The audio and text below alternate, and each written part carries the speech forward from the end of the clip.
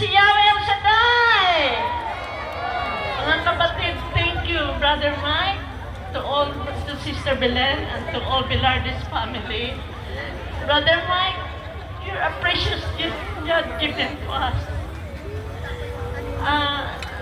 Pagkilala ko si Yahweh El Shaddai, I was one of you there. Isa ako sa milyon na nandyan. Punong-puno ng problema. Bankrupt. Nag-try to stay in the Philippines. Mga kapatid, ay buti ni Yahweh El Shaddai. Nakita ko lang sa TV, ang dami-daming tao. There is something good in there. Sabi ng husband ko, pupunta ka sa El Shabu? Sabi sa akin. But I humbled myself, wala na akong napuntahan kasi bankrupt na kami. Sabi ko, pumunta ako, mag-isa lang ako. By the way, I have Sister Noemi, Rue, America, Rui, dito sa Pilipinas. Tumong ako siya. Kasama ko kay Kapiti Mendez. Sa C6 pa rin yan. Kaya buti ni Yahweh El Shaddai. Nang tinawag ako, puno-puno ako ng problema. Akala ng mga kapatid ko ay magpakamatay na ako. I'm the youngest in the family. By the way, I'm a registered nurse in 1972 in New York City. Nang sa Amerika ako, ganid ako sa hanap buhay. Ginagawa ko ang gabi, ang araw. Buong hospital, hinanap ko sa New York City ang pinakamalaking sweldo. Up to the end, nag-alaga ako ng mga millionaire na Amerikano. Sabi ko sa inyo, sumisilip lang ako sa simbahan kasi nagigilty ako dahil wala akong ginawa kundi magtrabaho. Sabi ng mga kapatid ko, wala ka ng panahon, sabi sa akin.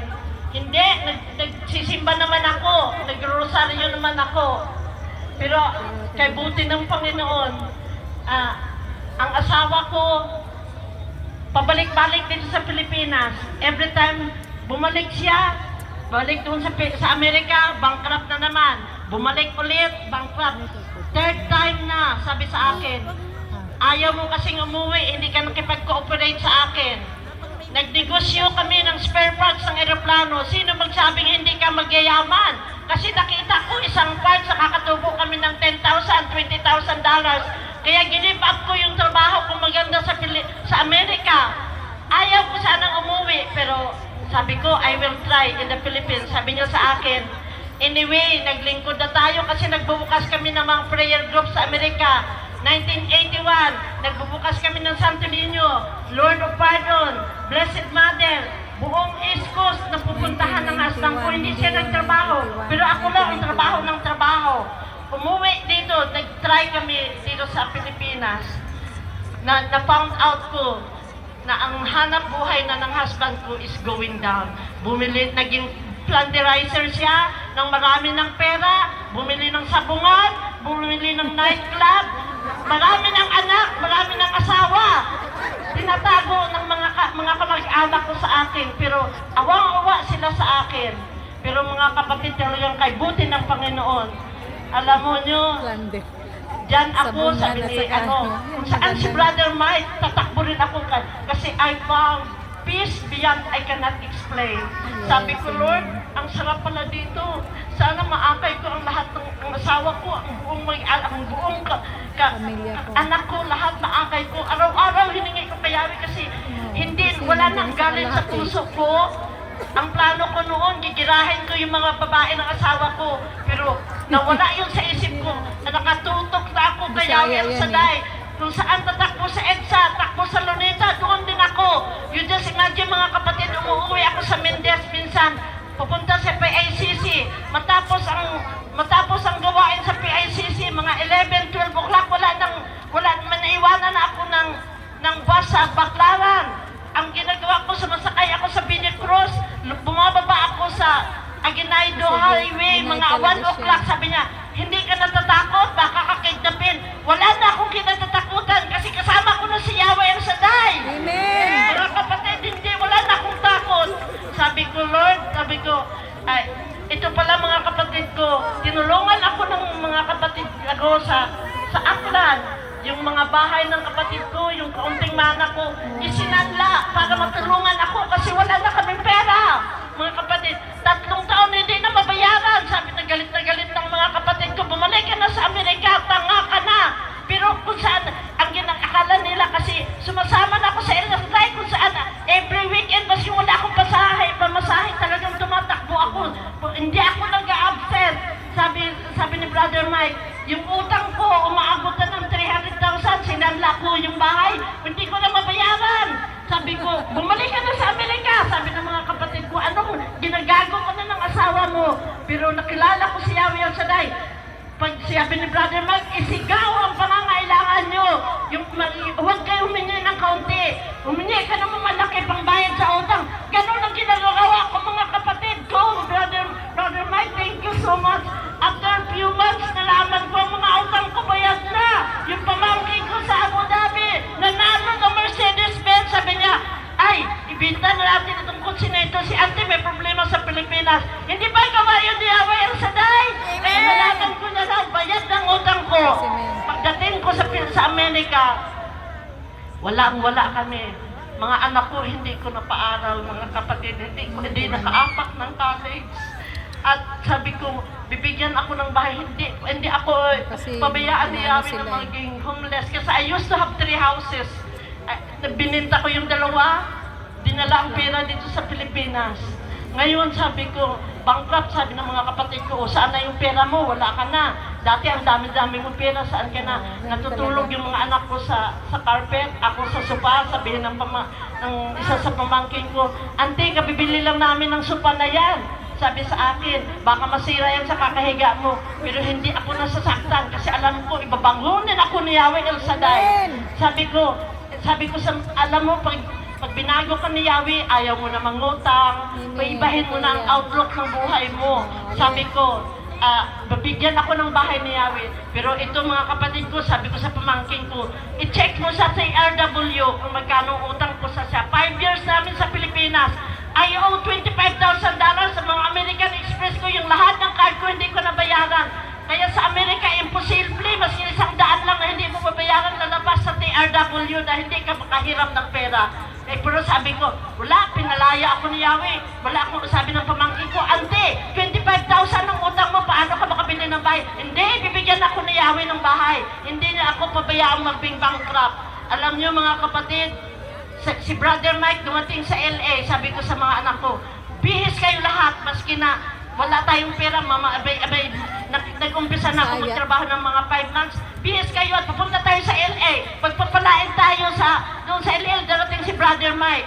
Alam niyo mga kapatid ko, hindi pa kami bumababa ng bahay, may dumating na, Noemi, may bahay doon na binibenta, ay akin yun!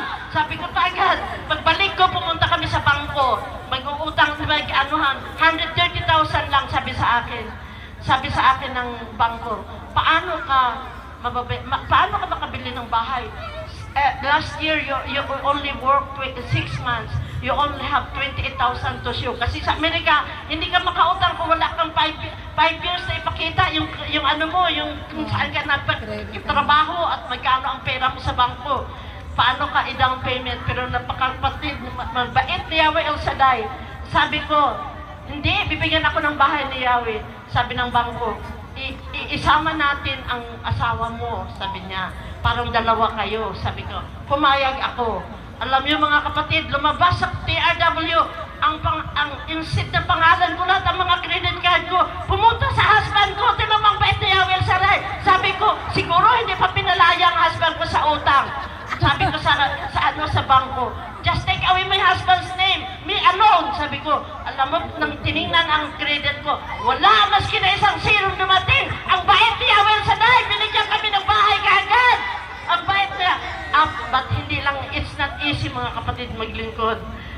Pero ako, alam ko, kasama ko lagi si Yahweh El Shaddai. Sabi ko, alam nyo, sabi ng ano sa akin ng doktor, yung anak ko nagkasakit ng cardio, yung 19-year-old kong anak, nagkasakit ng cardiomyopathy. Yung heart ba na lumalambot, sabi ng doktor, be ready for heart transplant. Bata pa siya, may nakaready ng heart. At that time, 21 years ago, only 2 hospitals ay nag-open heart ang Columbia Presbyterian Hospital at saka Newark. Sabi ko sa doktor, no doktor, ang Panginoon kong pinaglilingkuran ay tapat, bata pa yan, hanggang buhay yan. Sabi ko, bibigyan mahabang buhay ni Yahweh, maglilingkod yan kay Yahweh El Shaddai. Nagalit sa akin yung cardiologist. Sabi ko, yes, Brad, doktor. Sabi ko, Amerikanong doktor yun, ha? Sabi ko, no, ang net ko. Kaya, nagpuri lang kami sa loob ng ICU, kaming tatlong anak ko. Sabi ko, nagpupuri lang kami, pabalik-balik lang ang kanta. The next day, malayo pa, nakatawa na ang doktor. I was surprised, it's back to normal. Wala hanggang ngayon. Mga kapatid, ang anak ko, 41-year-old na, kay buti ni Yahweh El Shaddai, yung hiningi ko umaga hapon na maglilingkod kami to serve God, the whole family. Mga kapatid, lahat kami naglilingkod kay Yahweh El Shaddai. Pati mga apo ko na naglilingkod na kay Yahweh El Shaddai. As for me and my house, we will serve the Lord. Ganoon kabuti si Yahweh El Shaddai. Talagang mababait ang Panginoon, Yahweh. Kaya huwag kayong maginawa. Alam nyo, dati isa lang ang chapter sa New Jersey. Ngayon, 4 na. Wala kaming tigil kundi mag-aakay ng tao, magbukas ng outreaches. Mga kapatid, pati mga apo ko, nag-aakay na ng mga kapatiran sana. To God be the glory, Brother Mike. Thank you so much, Brother Mike. Sabi ko mga kapatid, every day when I wake up, sabi ko, Lord, you have been so good. What else do you want me to do? Teach me. Taplikan mo man lang ako ng iyong wisdom at ipakilala kita sa buong mundo. Lahat, continuous, umaga pa, I am here to serve you. Wala akong ginawa kundi mag-akay ng tao patungo sa gawain. Hindi lang Pilipino, ibang lahi pa. To God be the glory. Thank you, Yahweh El Shaddai. Amen, amen. Purihin ang Panginoon. Dami talagang binago Ngayon, ay pinagpunta to patay ng kanina ay sa dalawa tatlo. Patay na. Sinatay ko na.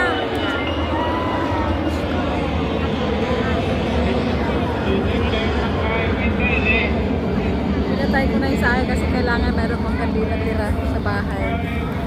Sabi ni... Naka-video yan si Charlie. Ano? Papost ko? Ano ipopost? I-stop na. Stop na.